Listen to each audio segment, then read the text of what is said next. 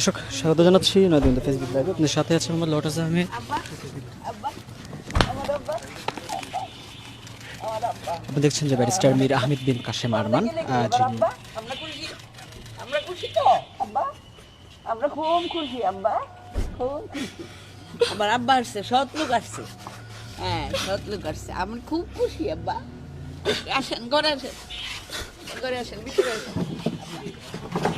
আপনারা দেখছেন যে নবনির্বাচিত সংসদ সদস্য, যিনি ঢাকা 14 আসন থেকে দাঁড়িপাল্লা প্রতীক নিয়ে নির্বাচিত হয়েছেন, ব্যারিস্টার মীর আহমেদ বিন কাশেম, তিনি তার প্রতিদ্বন্দ্বী প্রার্থী সানজিদা ইসলাম তুলির মায়ের সাথে সাক্ষাৎ করতে এসেছেন এবং তার দোয়া নেওয়ার জন্য কিন্তু তুলির যে বাসভবন রয়েছে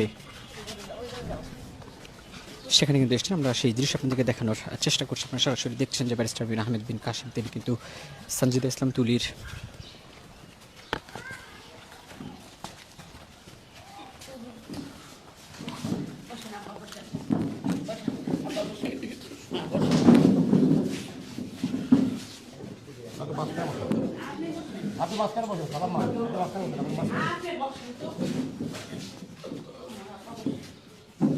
আমার আব্বার সাথে তো আমার আগে থেকেই পরিচয়।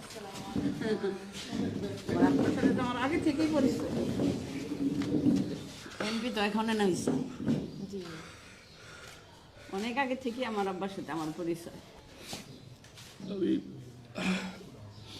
আমি যখন বের হয়ে আসি রান্নাঘর থেকে, Next level, well done, side by side, free. আমার পরিবারের কাছে জানতে চাই তোমরা কেমন ছিল।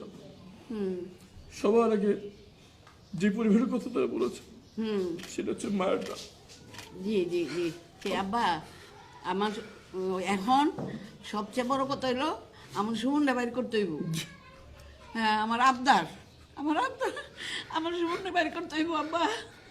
এখন পর্যন্ত সুমন ভাইয়ের গ্রুপের সাথে যারা জড়িত হ্যাঁ, তাদের কাউকে গ্রেফতার করা হয় না। জি, একদম সুমন ভাইয়ের পরিবার সুনির্দিষ্টভাবে নাম জানেন। মিসেস সুমন ভাইয়ের হ্যাঁ, জি, ওর মা আমার আগে থেকে বাবার সাথে আমার পরিচয়। সুমন ভাইয়ের গুমের সাথে জড়িত সুমন ভাইয়ের পরিবার সুনির্দিষ্ট করে যারা ওনাকে উঠিয়ে নিয়ে গেছে তাদের নাম হ্যাঁ, জি বলেছেন। জি জি, এখন পর্যন্ত তাদের কাউকে গ্রেফতার করা হয়নি। না, সুমন ভাইয়ের মতো শত শত পরিবার এখনো জানতে পারেনি তাদের সন্তানের সাথে কি জি হয়েছে। জি জি, আমি যখন নিখোঁজ ছিলাম জি, তখন আমার পরিবারের সাথে আমার অনেক নিকটাত্মীয় যোগাযোগ রাখেনি, কিন্তু এই পরিবারটা যোগাযোগ রাখছে হ্যাঁ, এবং এই মায়ের ডাক তাদেরকে আন্দোলন করতে শিখেছে। জি জি, যে ঘরে বসে চোখের পানি ফেলান, আমাদেরকে রাস্তায় নামতে হবে, এই সাহসটা জুগিয়েছে আমাদের সুমন ভাইয়ের মা, সুমন ভাইয়ের বোন মারুফা আপা, আখি আপা, তুলি আপা। জি জি, সুতরাং আমাদের এই সংগ্রাম ইনশাআল্লাহ চলছে এবং যতক্ষণ পর্যন্ত না জি, জড়িতরা যত ক্ষমতাধর ব্যক্তি হোক, হ্যাঁ, জি জি, তাদের পেছনে যত বড় পরাশক্তি না থাকুক না কারণ, জি যতদিন তাদেরকে বিচারের আওতায় না আনা হচ্ছে আমাদের এই সংগ্রাম চলবে। জি, এবং জি, আমাদের এই জি, পরিবারের জি, সাথে আব্বা, জি, আমাদের সম্পর্ক রাজনীতির অনেক ঊর্ধ্বে জি আব্বা, এবং আমি আজীবন কৃতজ্ঞ থাকবো আব্বা, এই পরিবারের সাথে।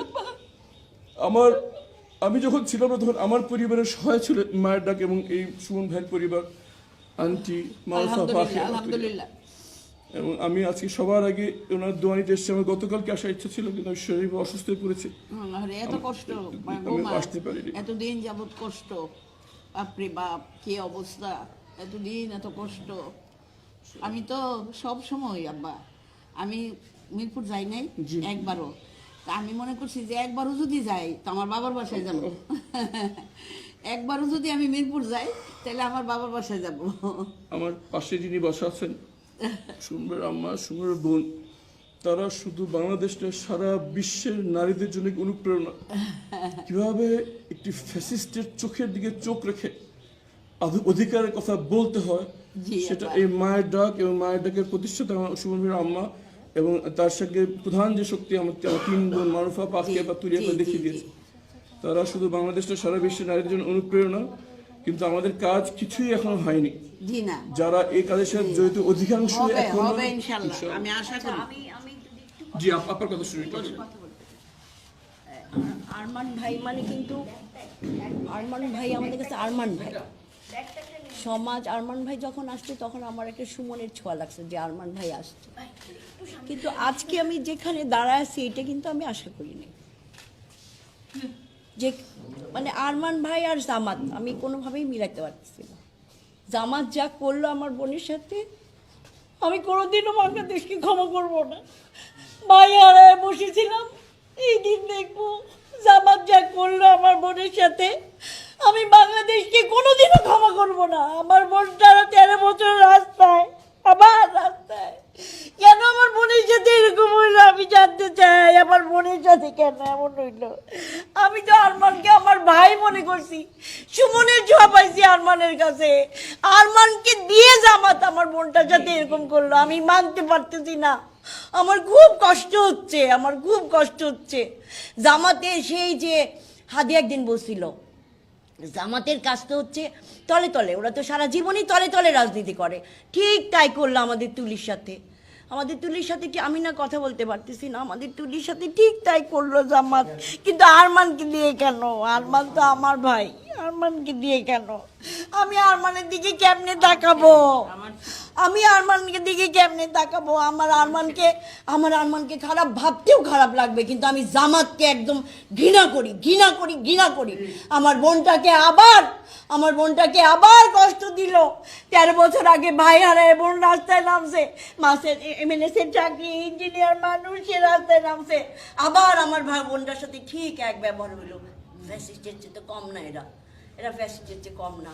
ওরা অনেক খারাপ করলো, যা করলো আমার বোনটার সাথে অনেক খারাপ করলো, অনেক খারাপ করলো, অনেক খারাপ করলো। আমি না কথা বলতে পারতাম, আমরা চলতে পারতেছি না। কেন এতগুলি বাচ্চা রক্ত দেওয়ার পর আমার সন্তান সম বাচ্চাগুলি ট্যাঙ্কের উপর থেকে ফের চোখে বসে বসে দেখতাম ফেলে দিল। তখন ভাবছিলাম যে আল্লাহ আল্লাহ আল্লাহ, দেশটা বুঝি একটা সুন্দর একটা দেশ হবে। হলো না তো, হলো না। আমার বোনটার সাথে যা হলো ঠিক হলো না, আমার বোনটার সাথে যা হলো ঠিক হলো না।